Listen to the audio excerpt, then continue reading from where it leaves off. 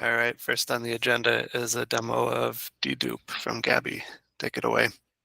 Okay, so before the demo, I'm just going to give a very quick overview of what we have there. So this dedupe is working on a full object, and the first iteration, which we're going to release, is only going to support 4 MB object and up, because the dedupe is based on the on manifest sharing with ref count increment and decremented on the tail object. So of course that thing is only applicable for object larger than 4 MB, because the 4 MB is typically embedded in the head object. Future looking, we're going to split ahead into just metadata, attribute, and such, and the data going to be external as a tail object, and then we'll be able to do dedupe in every size, probably 16K and up, but 4K is not a good size. In this demo, I'm cheating a bit. My system is small, so I'm using 4K object because I wanted to have multiple object, and I'm doing the dedupe even so it's going to save absolutely nothing, but it's still going to show how the system is working. So the system we got, that's not the number I was looking for. Actually, sorry, it's the correct number. So I've got 205,000 objects on the system. They are all tiny, but for this presentation, it should be exactly the same. If the object would be 8 MB, everything would be exactly the same, but I just don't have the space for 200,000 objects that large. The dedupe is built for scaling out, so everything is sharded, and the more members you add to the system, we're going to scale linearly, meaning 6 members would be twice as fast than 3 members. 12 members would be 4 times as fast as 3 members, and so on. At the moment, every RGW is running as a single thread, but there is nothing stopping us from having multiple thread per RGW if we want to be faster. What we do is the dedupe is running in 2 steps. Step 1, we shard the object based on object name, and every member is doing its relative portion of the system. In my system, the sharding is not going to be so great, because with such a small number of objects, I'm going to have just 11 shards. So when I'm sharding the bucket listing, I'm only going to see 11 shards because the system is tiny. So 3, 6, and 12 going to be good numbers, but you're not going to see 16 members are not going to help you because there's only 11 shards, because the system is tiny. Typically, system with 16 RGW, they're going to have billions of objects, so that's going to be fine. So first, we shard by the object name. We create as many shards as we want, but not more than the number of the bucket shard index. We process them, iterating over all of them, getting the attribute. Most important is the MD5, manifest, and few other stuff. And everything is buffered. All the records that we collect are buffered until we fill big enough data, and then we output them in a single step for best performance. When this thing is done, you move to the next shard and the next shard and so on until we complete the first step. When all the shards are completed, we move to the next step. The next step is sharded by MD5, and that thing we could shard as many shards as we want based on the amount of memory. So I'm going Sorry to interrupt, Gabby. Matt has his Yeah. hands up. Sorry. I had a question, this is the second time I see this Sure. presentation, so I think it might be, even though I missed the first minute or two, I think I know it. I'm not just being redundant. When you say there's a lot of sharding, bucket indexes are already sharded, so I don't think you mean that. You're producing an intermediate set of listings that is also sharded. No. I mean exactly that. I'm not sharding the bucket index, but the bucket index is a Already sharding sharded. that I'm using.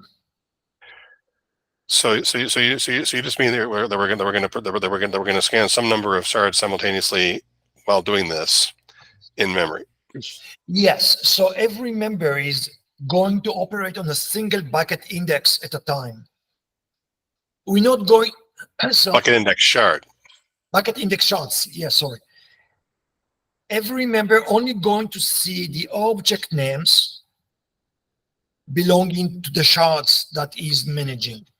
You're not going to miss the object. Member is like a thread of control. It could be a coroutine or something like that, or it's a workflow. So currently a member is an RGW, but in the future we may have multiple threads running in parallel in RGW. Okay. So similar to lifecycle as it's fungible. It's a thread of control that can in the group, in the whole group of RGWs somehow. Okay. So imagine a very large system with thousand charts. Then I'm going to generate maybe 128 shards of my own, and then they're going to be modulo. So if I'm the owner of shard number 1, I'm going to do 129, 257, and so on. But I'm not going to see the shards which I don't manage. Okay, so just one more question.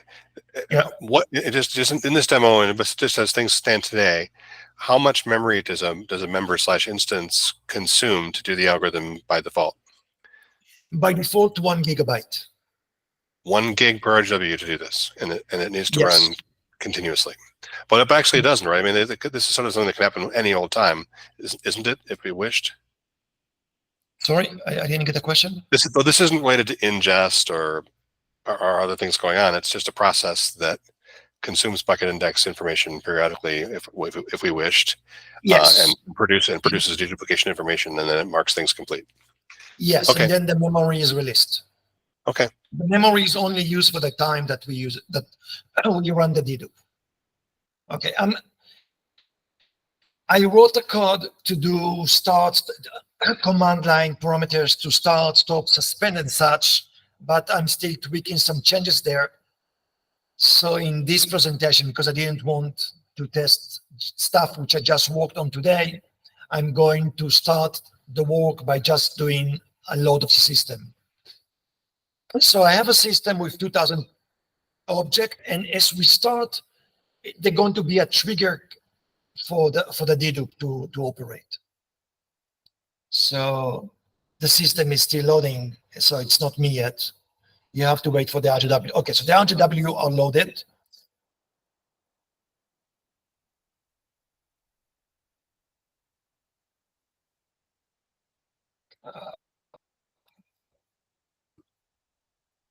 And then there's a command to show stat counters. So this command, Redis Gateway admin command, it's showing the stats, and the stats are incremented as we go. And so far, nobody completed. You could see that it's telling stuff, but it's saying we have 0 finisher out of 12. There are 12 shards. Let's try it again. This time, 1 member out of 12 completes. I'm assuming the next will finish soon. 6 out of 12 completed. Sorry, 6 out of 12 shards. I think we have 6 members.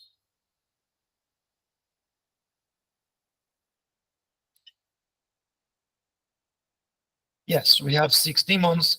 So what happened, I created 12 shards. Everybody took the first shard, been worked on it, and when it's done, it's going to try and capture the next one. And all of them are competing on the shards. The shards you need to take a lock on. There's a shard token. Every shard have a matching token, which you need to take lock. You first try to lock shard 0. If you succeed, you work on it. If not, you try and lock shard 1, shard 2, until you're able to grab a lock. Once you grab a lock, you start working, and then you have to progress and update life signs on that shard token, so we know that you're still alive. And okay, so we completed the first step. The first step, we had 6 workers. In this scenario, all of them started together. Sometimes I see them starting with some time discrepancy, so I wanted to make sure it's the same. This guy did 2 shards, so it took 18 seconds. This one took 2 shards, 19 seconds. There are really 11 shards in the system and 6 workers. They try to do 12, but in effect, it's only 11 shards because the system is so tiny. So what happened is that this guy only did 9 seconds because he only got to do a single shard. And in this chart, we've seen totally that the number of the object in process. Sorry, that's a number of objects in process. Each object produce a single record. This is something, it's only happening in our demo system, because the demo, everything is going to be included. In the real system, object smaller than 4 megabytes going to be skipped. So the number of ingress object and egress records going to be different. Then about 16 records go to 1 block. And then every 256 records, I think, are going into a single slab. And then that slab is being written to the system. Once this thing is completed, we move to the second phase. And the second phase, we work on MD5 shards. We generated, I think, 12, check the number of how many shards for token. Yeah, sorry. In this scenario, we generated 12 MD5 shards, but we could have used any number because it's really easy to shard the MD5. You just do modulo, and that's good sharding. Let's see the stat counters now. Okay, so that's for the second phase. The second phase was taking longer, but because my system is doing a lot of dedupe. It's not real system. In reality, you're not going to see that many dedupes happening. So what happened here in the second phase, we processed the same amount of object as before. We got from the 205,000 object, 75,000 being singleton. Let me see if it's correct. Yes. No, there's one missing. I don't know why. Okay, I'm going to ignore it. Just behave as if this data was correct. I did some changes just before load the code, so maybe something is less than optimal. We got 75,000. I think I know what's the problem.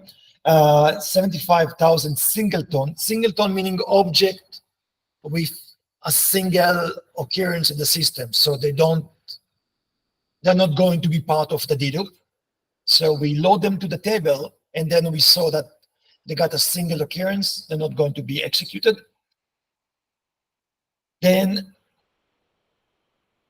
we had that many number of object which needs to be deduped. That's the source object. So they're going to be the source, and that number of object, they're going to be duplicate of those ones. So in my system, about a third of the object got single occurrence. I don't remember how many got 2, and then the rest got 3 occurrences. So these guys got 1 or 2 duplication, and that's how we got to these numbers.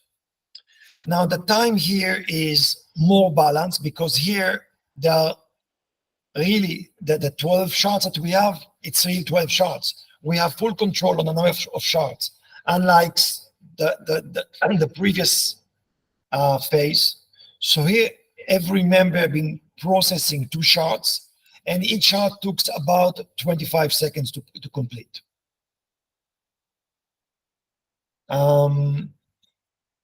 So that was done. Now, if we're going to do an incremental process, it means we complete the dedupe, and then next week we're going to do another phase, try to see if there's any changes.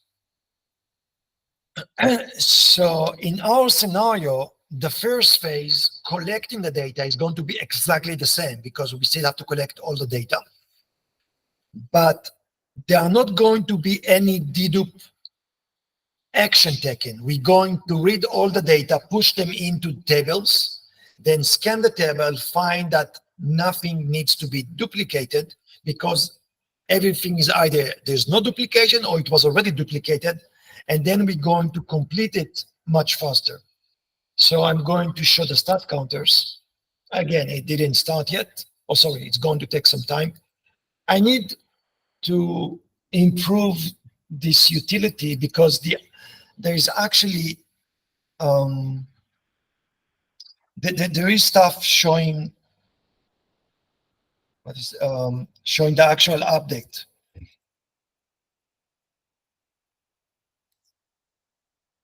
So now this guy.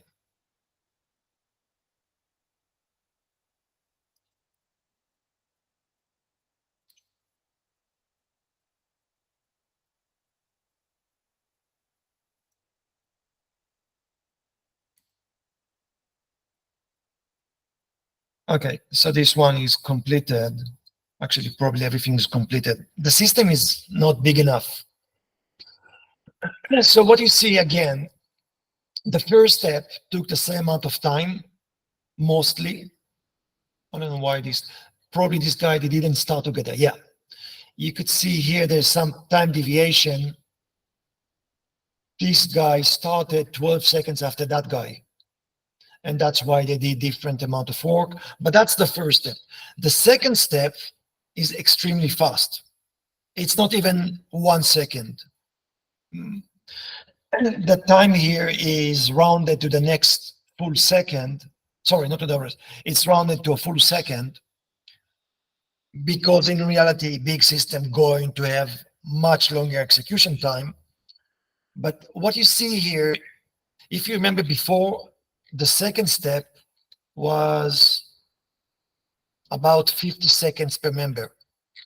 This time it's not even 1 second because the second step is working on bulk.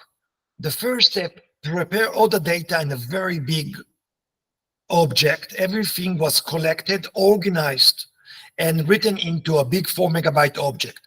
The second step, we read this egress data and we put it inside inside the hash table, which is pre-allocated and everything.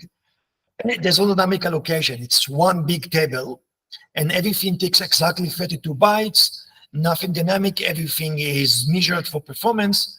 So the execution time is extremely quick. What takes time is the duplication, which this time we don't do. Now, there's something I want to show here is what happened if we change the number of members. I'm going to change from 6 RGW. I can change to 12. No, but let's do 3.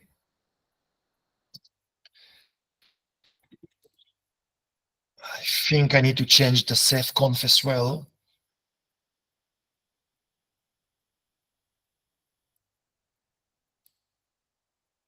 So here I got 3 and yes. And double check that this thing is okay. Yeah.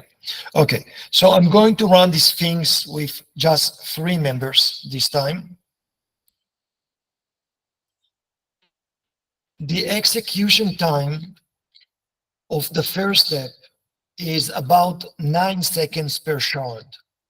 And we had 6 members, so it was about 18 seconds per member. And in this scenario, it was 19 seconds for the whole work to be completed. When we have 3 members,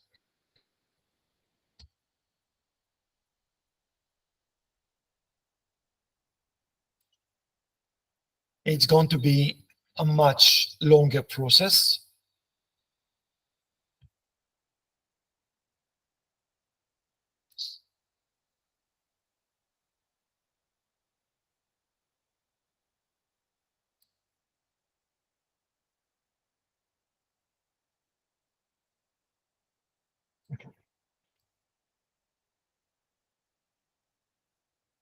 I expect it to be longer. Yeah, as you see, did we complete everything? Again, that thing, it's annoying because you're not going to see the actual scaling because they didn't start together. Wait, I think I got, how many members do I have?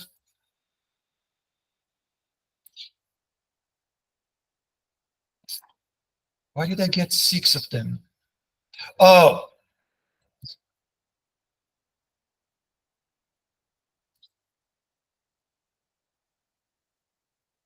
sorry, my bad. If you want to change the number of RGW, you need to edit Ceph.conf, and I edited, but I forgot to copy it.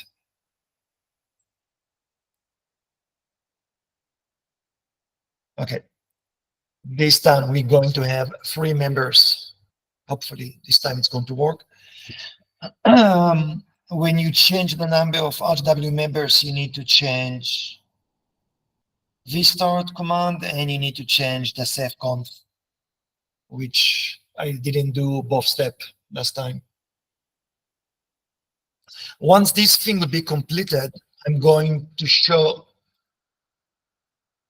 the macro step, how things are done per object, because this time I'm showing at scale how things scale out. But once this thing is completed, I'm going to show how this thing is executed per member.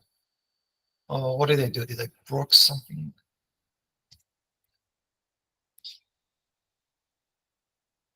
I think it's correct.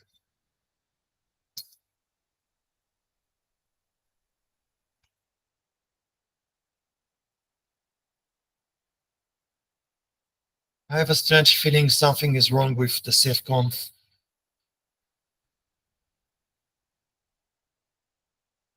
Doesn't seem to be doing anything. Okay, I'm going to stop it. And I'm going to create a new system. And this time I'm going to work at a low scale.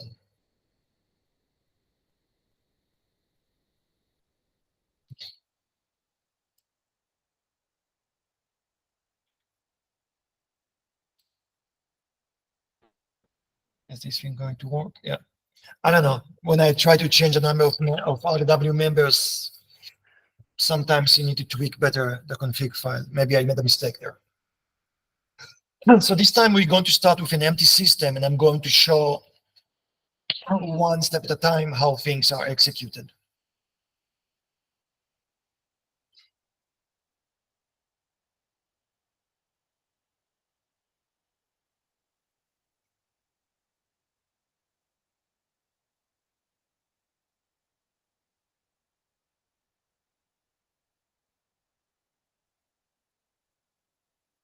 Okay, we have a small system. It's an empty system. There's nothing here. And I'm going to start populating object. So that's a small script, which is just putting 2 objects, each one of them with 3 copies. So that's the command. We generate bucket 1, and then we copy the names that might be confusing. I just took bin Rados, and I'm copying under the name Rados1, Rados2, Rados3. And then I took another one, OSD map pool, and I'm copying, it's the same object, OS1 2 and 3. And if we do S3 command and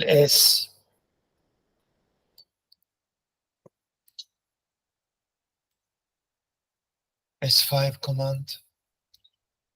Okay. So we have here 3 objects that are identicals. These ones are 11 megabyte each. So it means head object with 2 tails. And those guys are 21 megabytes. So it's head object and 4 tails, I think.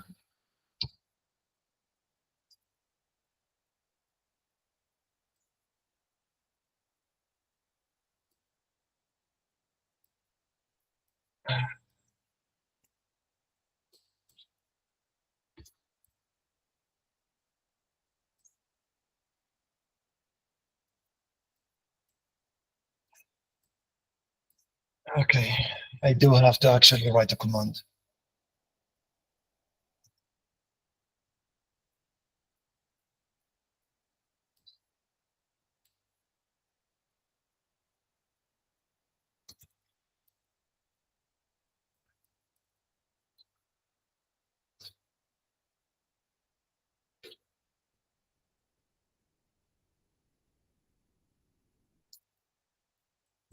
Okay, I want to show how the LS. So this is what we see in Rados. We have the head object, one head object. So OSM1, OSM2, and 3. We have Rados 1, Rados 2, and Rados 3. All of them are identicals, and then we have all the tail object. And just a very stupid utility, which is now reading them and making sure everything is correct. I'm going to start the dedupe process.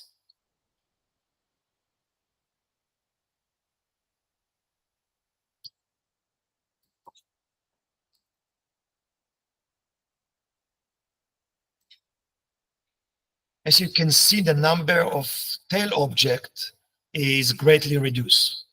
That's after dedupe. That's how many tail objects we got, and before we had everything here. So you can see it's a smaller system. When we do the S5 command, what did I miss? Oh, because I killed the RGW.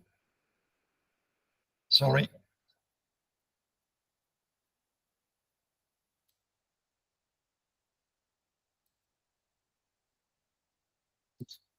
Okay, so from S5 command sees the same object, and now we try to verify them.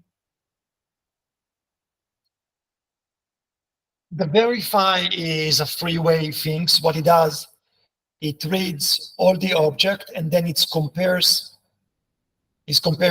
OSM1 to OSM2 to OSM3, and then it compares it to the original object which we took. So this is what happened here. And if we go back to the Rados object,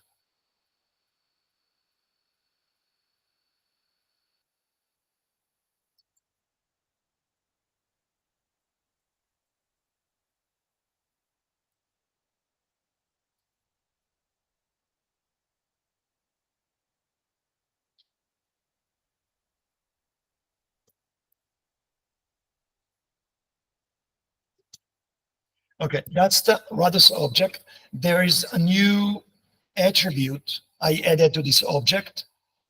All the objects which are taking part in a dedupe, they have an attribute called shared manifest, which, as the name implies, they do share the manifest. The value of this one, of the shared manifest, is the hash of the manifest. So that way, you're not going to repeat the dedupe multiple times. So that's for Rados 1. Now I'm moving to the next object. And the third one, you'd see that they all have the same shared manifest value. This thing is used when we do the second phase. We read all the object on the first phase. Sorry, we don't read the object. We read the attribute, and then we push them into a big file. Then when we read them and we see that this guy is a shared manifest, we always make it to be, it could only be a source for duplication. It could never be a target because we know that others are sharing it. If they're going to be a new object with the same data, they're going to copy the manifest from that one, but that one is not going to change as long as others exist with it. Okay, so we just generate that data and we have it and it looks fine. Now, let me see.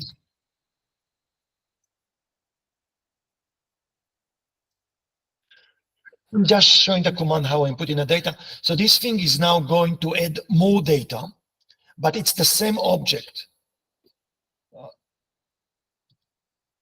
Previously, we put bin Rados under the name Rados 1, 2, and 3. Now we make more copy of them under Rados A, B, and C. This object been copied under the name OSM 1, 2, and 3. Now they are copied under the name OSM A, B, and C. So we're going to put them. Okay. S5LS is going to show more object, and all of them are identicals. If we do Rados LS,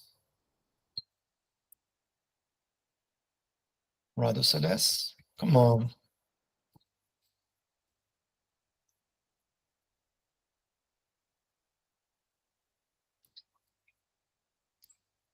So you'd see again a lot of tail object. We have more head object, but a lot of extra tail object. I'm going to generate another dedupe process. I'm going to start another dedupe. And if we check again, as you can see, the number of tail object is much smaller than before. S5 command ls should show us the same data. And then we verify that everything the data is valid. And again, this verify just read all the object here, does a three-way compare between them and compare them to the original data. So it's this. I also wanted to show the ref count. So if you check these guys,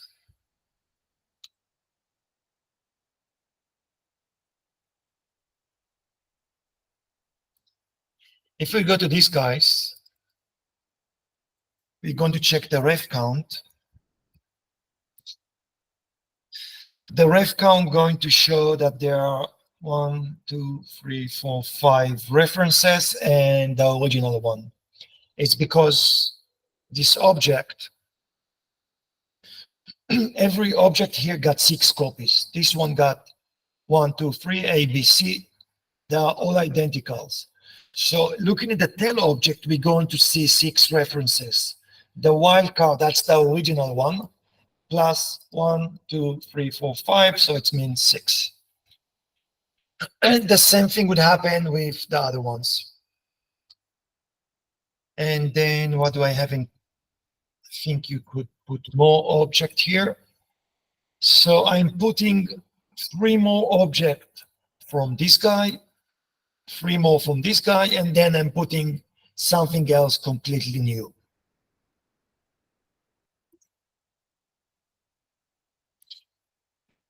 That's the S5 LS, and then hopefully, yes, Rados LS, again, you're going to see a lot of tail object. Again, we're going to start a dedupe process. And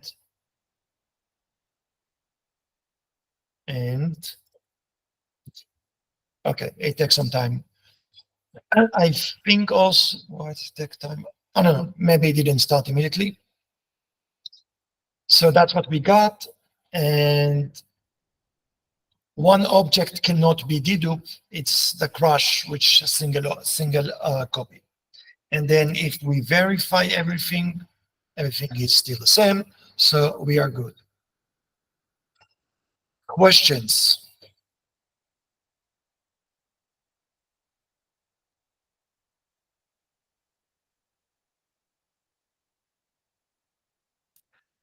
Is there a PR open for this stuff? I'm not using a PR. My code is, I really hate the concept of PR because once you have a PR, then immediately you got people doing review. And I don't want people to do review for stuff which is still ongoing. Well, You could okay. make a draft PR specifically. Right. What is your roadmap to something that we could incorporate? I mean, for what it does, it's clearly very robustly constructed, and that's impressive. Yeah, it does help for some class of workloads. Let me find where is that one? Yes. Yeah. So this is the workspace I got. And most of the files are new. Oh, this thing is not working. Gary, I think what Adam said is that there's a concept of a draft PR. The great thing about a draft PR is that nobody expects that to be code that this specific code needs to be merged. However, if people are interested in the different concepts that you showed here, the scalability, how you play around with manifests and the ref counting, all that stuff, then people can look at the code and get better understanding of the design. Okay.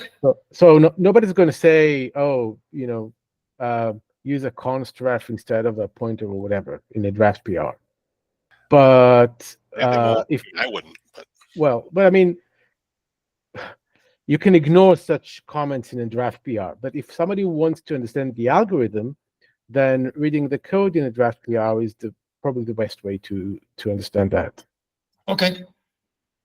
So as you could see, the vast majority of the code is done inside the completely new files. We don't see that on the screen. Sorry. Yeah, oh, sorry. Let me share. Sorry.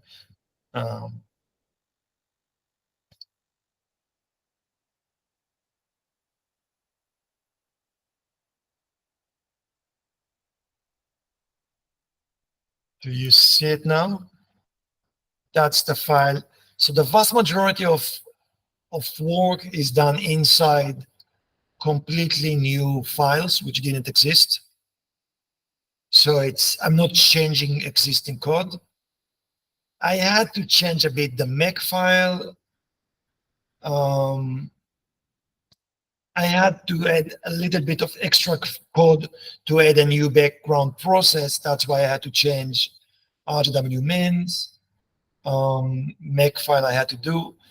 In the Redis is mostly a display of my command lines.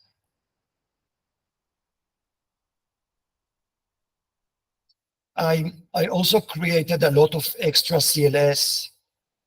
So all those CLS, they're completely new. That's again, everything I'm working is done in CLS to guarantee atomacy.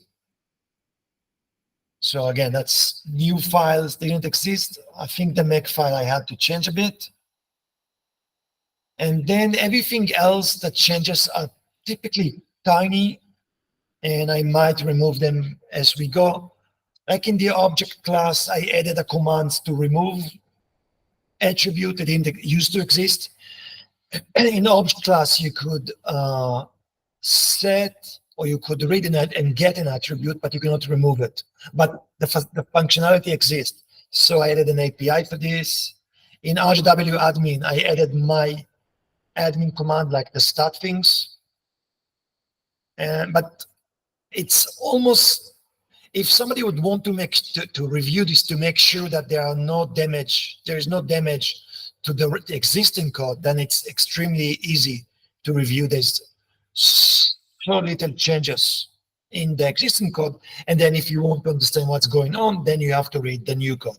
But everything is completely new modules. So even if we add this code and nobody would use it, we could add it on a system. If nobody would execute dedupe, then it's not going to impact them at all. So you could have it. So there's like almost no stuff that is in RGW, source RGW. So does that mean it's mostly portable to different backends? How does that part work? The CLS that you used. No, it's all Rados. It's written over Rados.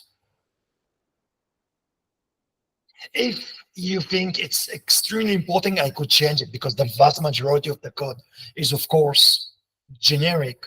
But it appears like it, yeah. Well, I mean, it might be worth thinking of that. As one high-level thing I would comment was probably that might be interesting because we have alternate backends that can be meaningful, and it probably wouldn't want to run like in a cache, but it might want to work on a store backend. So for now, it's easy for me to work on Rados, and I'm also using the Rados, mostly the Rados API and not the RGW API. Sometimes when there's no other option, I'm taking the RGW API, but also because I'm coming from OSD, so for me, it's more natural to use Rados API. And anyway, it's just one less layer between me, but it could be done. If it's important, we could add it, but I still don't plan to have it on the first iteration. The first iteration, I think it's easier to make it just on top of Rados. If we see that everybody is happy, then I can add the code to do the rest. But the place when I'm accessing Rados, it's done in a very closed module. I'm not accessing it all over the place. There's an API to access the store. It's done inside dedupe store. In this, inside here, this module and these modules are the only one accessing Rados. But the vast majority of the code doesn't access Rados. And even here, it's in the end, I'm just calling Rados store and Rados load, read or write. The CLS. No. The CLS is something which is Rados centric. I don't know how to implement CLS outside Rados. How do you do that? We don't. Yeah, I mean, it would be different. Different model. There'd be an API boundary between this generic code and what it's doing.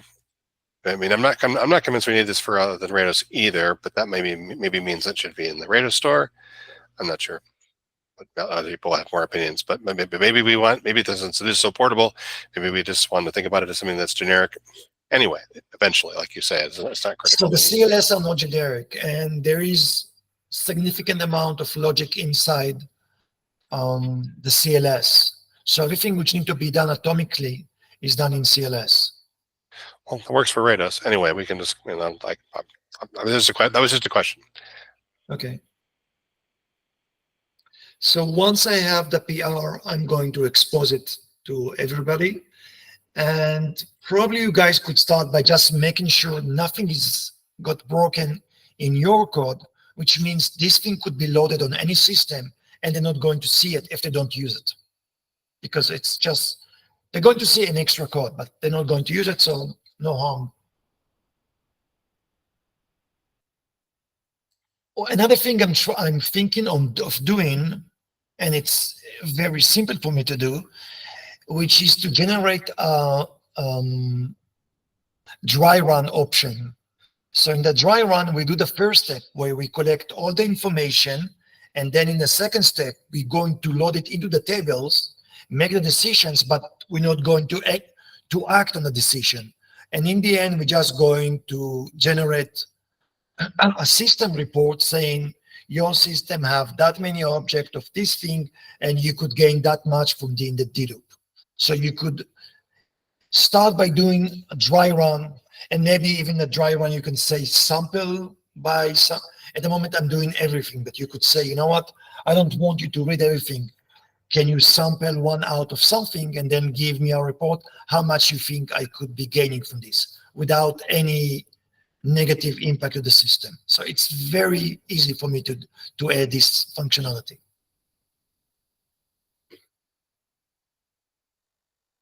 Do you think it's going to be useful to have it?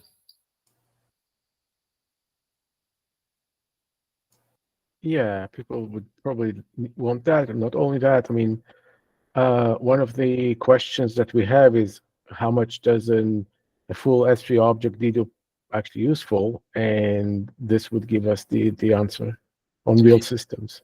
Yeah, and I hope that I be able to tie the result into telemetry or something like this, because the moment you could see the start in the end using admin command, but I would like this information to be propagated back to headquarters. So we're going to have the numbers with that. So the numbers going to be just numbers without any user data, just very clean stat counter saying what's the dedupe ratio you could gain from this system. I mean, even this one number is good for me.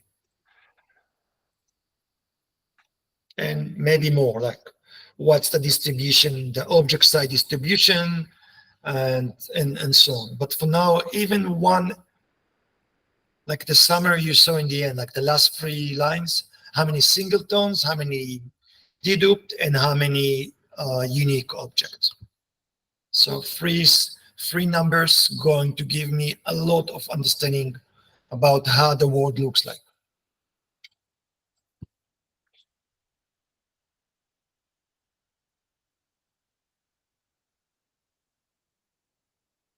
Another question that I don't know if you answered earlier is, can this in the current form, can you enable on a per bucket basis or something like that to contain this?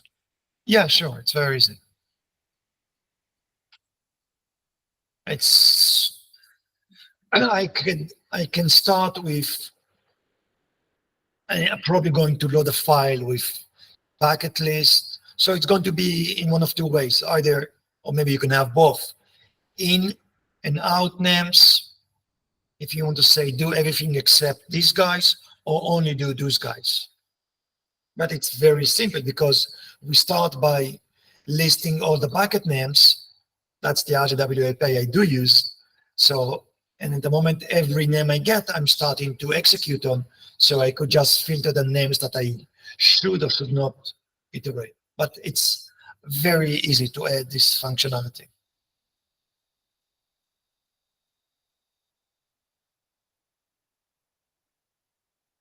And as I started saying in the beginning, this thing is only applicable for object larger than 4 megabyte, or for object which are multi-part. Because in multi-part object, sorry, multi-part are by definition more than 4 megabyte, I guess.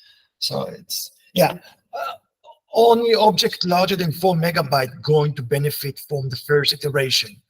The second iteration would need to break the head object. Attribute and data going to be broken, which means they're going to be an extra step. In this dedupe, which the idea was stolen from server-side copy, there is 0 penalty for reading from a dedupe object because the manifest was pushed on the head object. We keep the first 4 megabyte and we just dedupe the rest. So you do exactly the same set of operations. But once we would go the next step and say you can dedupe 64K, then we'll need to break the data. If it's 64K, we need to keep the head object without data, and the 64K is going to be kept as a tail object. So the read is going to execute 2 steps. The first step, you read the head object, and then you follow to the data.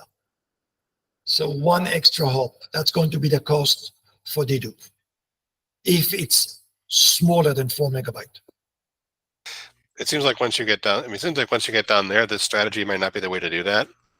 And like object packing or something would be a better way to deal with small objects in general. We could consider mixing those together if it's important enough. I didn't get the idea. So how you want? Well, I just think deduplicating whole objects. I mean, I think the extra optimization to get what's in the head object might not be that big a deal. It might not be worth the effort and the extra overhead. What I'm really saying. You mean we should never dedupe stuff smaller than 4 megabyte? I'm not sure, but we're not duplicating. We're not getting sub-object deduplication. Oh, you mean sub-object? No, sub-object. I'm not. I'm recognizing. Well, most people who think about deduplication are thinking about that, but it's excellent. I think we're outside of the era, the golden age of dedupe. I was talking with Yuval a little bit about it. I mean, I think it's kind of workload dependent, but this is giving us something useful. I'm just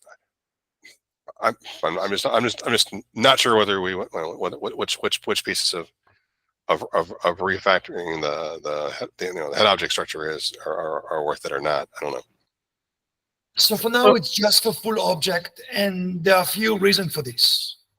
One reason that it's very cheap to filter out objects which don't merit dedupe without reading the data, because S3 object got MD5 and SHA-256, so you know ahead of time which object should be deduped without reading the data. If you want to do sub-object, you have to read the full data set, which is a much bigger effort.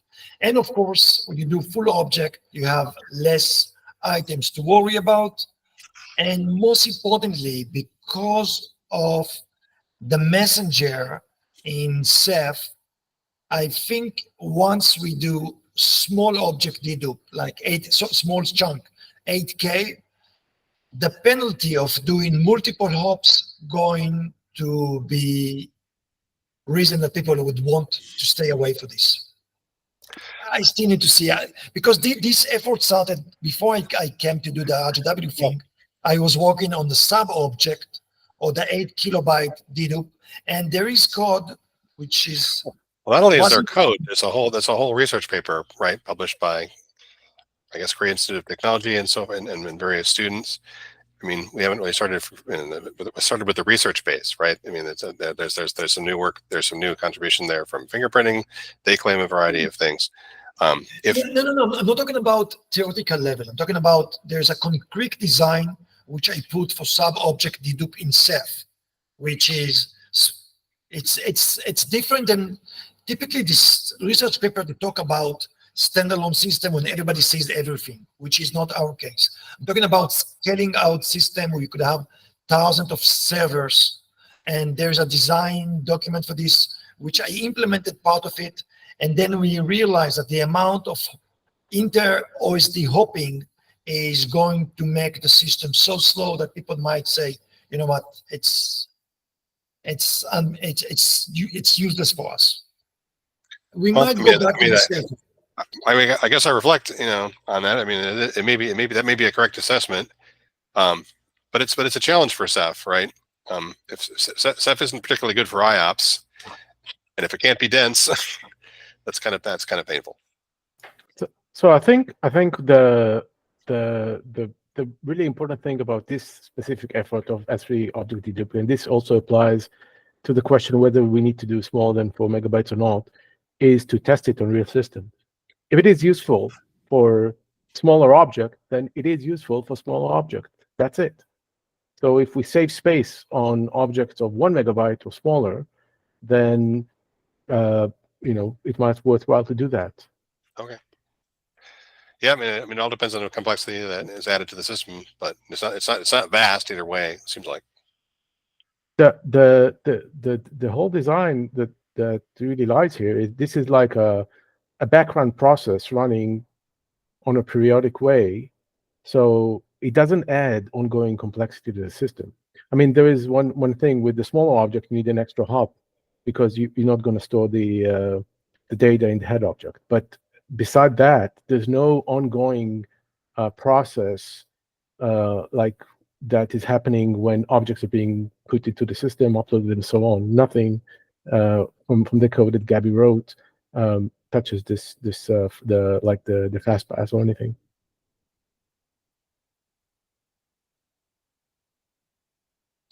And even the dedupe itself is extremely lightweight compared to a real dedupe, which I was doing again. And if you do chunk level dedupe, it's not going to be in RGW, it's going to be done inside OSD on Rados level.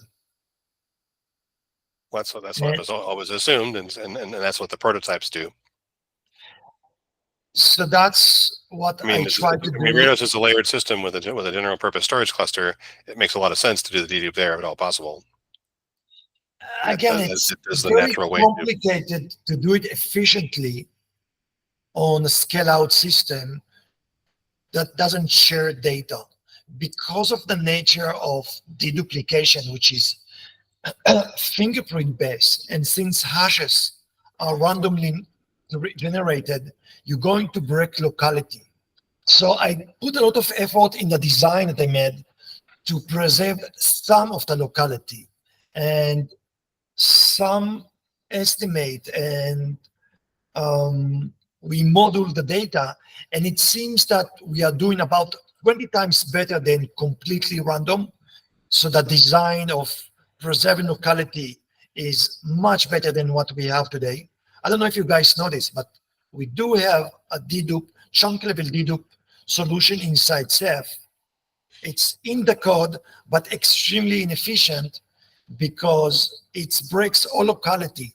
And if you're with a 4 megabyte object, you're going to pay 200 random reads to 200 random OSDs.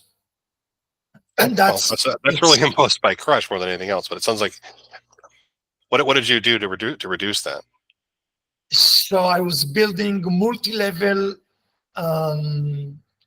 sharding again. So, and a table to try to preserve the locality. And the concept was, so that the logic, the intuition goes like this. The reason that you want to preserve locality is if the data is sequential. So we first hash all the data, we get the data hashed, then we build, as we build the locality for the data, we pack the data, and we work the object one by one, trying to, so if the first Redis object got 8 kilobyte, meaning so it's going to have 512 chunks, we're going to try to put them, all of them, in one location. Everything which is dedupe going to be moved to a packed object, which is sequential. Then we move to the next one, and so on and so forth. So the idea is to try to preserve the locality by pushing the data based on the position in the object, not based on, not just hashing. Exactly. Not on the content addressable name of the checksum. Yeah. And then there is further improvement using some kind of Hamming code to try to find the best possible sequences and then push them to sit together, so you'll be able to do in one read to get multiple chunks from the same object. So and that thing shows that we go down from 200 random accesses to like 6, 7, 8, 9, depending on the context. Depending if we do the Hamming code, which is much more expensive, or if we just work the object, we can do. You start talking about that kind of order. That's probably not different from a lot of commercial systems, right? Commercial systems usually don't scale out. So if you look at XIV, when they do dedupe, everybody sees everything. So they never have these problems. Right, but I mean, I mean, I would agree that, I mean, if you start talking about 6x overhead for reads, I'm not sure that's bad if your priority was to reduce TC, to reduce the data storage, the data at rest for a highly compressible workload, right? For VM storage or things like that. Presuming that that's still really a workload that's viable. I mean, if it isn't defeated by something else like encryption and whatnot at rest. So it depends. I think one of the problem in Ceph is that the communicator is not optimized for very quick response time. If Well, this is totally independent of anything, right? We could fix that by fixing the fixing the transfer. The communicator would be faster, then that thing would be a available thing. But I think the communicator that would be interesting feedback. That'd be interesting feedback itself, about the behavior of the messenger and what we know about it, after it's been rewritten the third time.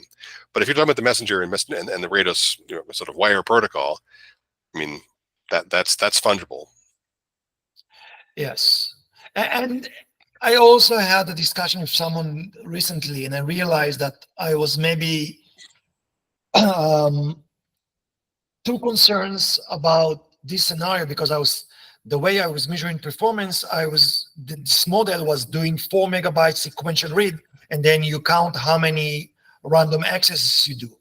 And maybe in that scenario, it's not the end of the world, because if you do complete sequential, and you pay even in order of magnitude, so 4 megabyte going to cost you 10 accesses instead of 1, maybe it's not the end of the world, because I should maybe have modeled how much you pay for doing 16 or 64 kilobyte, because 8K is going to be 1 or 2 accesses, right? By definition. And 64 probably also going to be 1 or 2 accesses. So maybe that is enough. And maybe I was too scared because I was looking in the wrong problem. Well, it seems like you made a lot of valuable progress. I tend to agree with that. I mean, my intuition tells me that might be true, that second point. It's intriguing. If we have that level of repacking indirection, it seems like you harmonize. You're getting a lot of you're keeping almost all the benefit of scale out, but you're compromising only a bit of performance. Yeah, I feel like you need selectivity, right? I mean, that's the thing that Ceph doesn't historically do, but that's why I asked about buckets.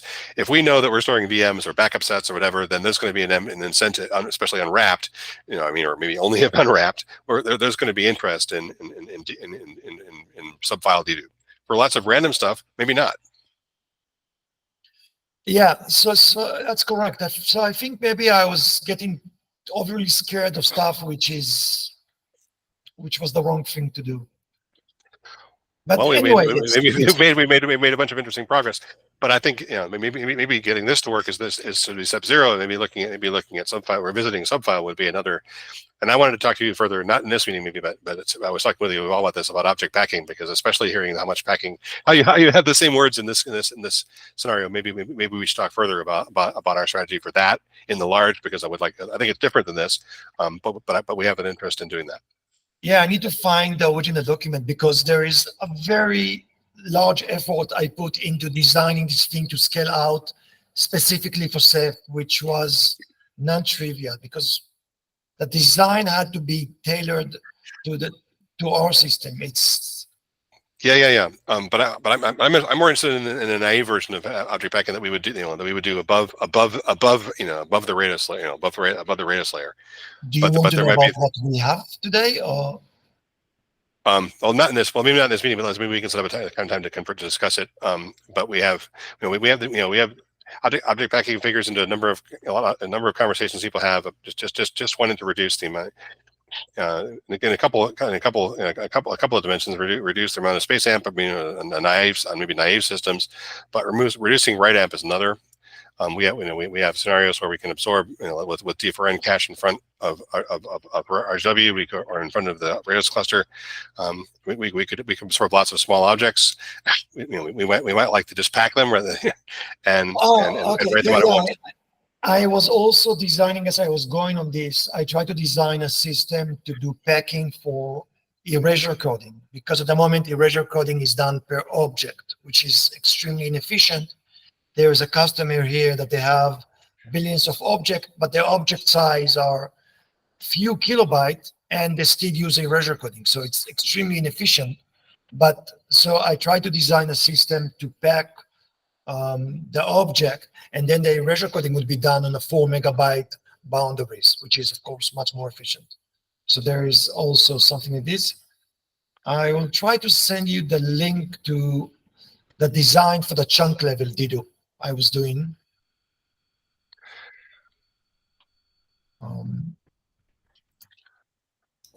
Yeah. Just a quick note that we're over time. I'll keep the recording going as long as you guys want to discuss, but people don't have to stay. We'll defer the Sorry. recording discussion for next week. I mean, yeah, you did lots of interesting different work in different directions. I hope we can talk further about different parts. But I'm eager to see this one keep going, and I'd like to I'd like to see that the other ones continue. Like I say, the audio packing I'm talking about is not the same, but I mean, if you think erasure coding stuff in line is interesting, I think they'd be interested in that too, especially from Kyle.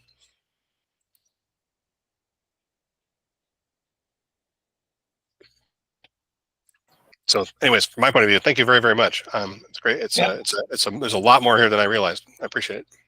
Hey, Gabby, so is it possible? I wonder if it's possible that you can move your design doc to Etherpad or GitHub.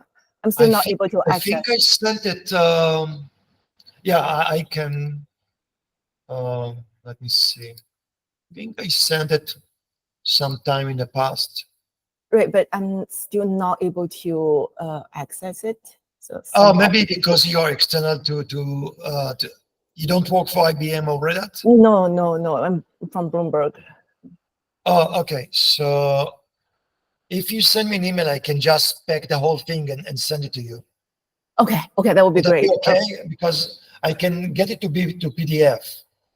Yeah, sure. Then I can just send all our Bloomberg folks email to you.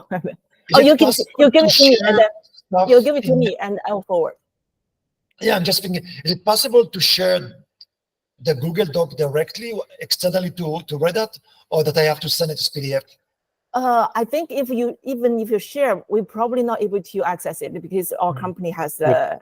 You can't share it. You can't share it. Yeah, so I have to download it to PDF. Right. I'll send you my email. Okay. Thanks. Thank you.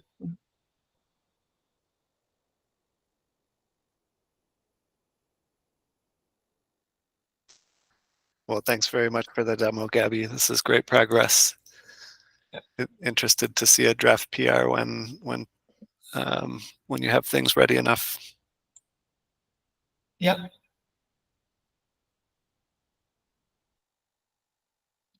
Thank you guys for comment, and of course follow up with comments. I know it was overwhelming and I was just talking all the time, but everything you found that which looks wrong to you, which could be improved, which I missed some RGW, great concept because of my ignorance, please let me know about it.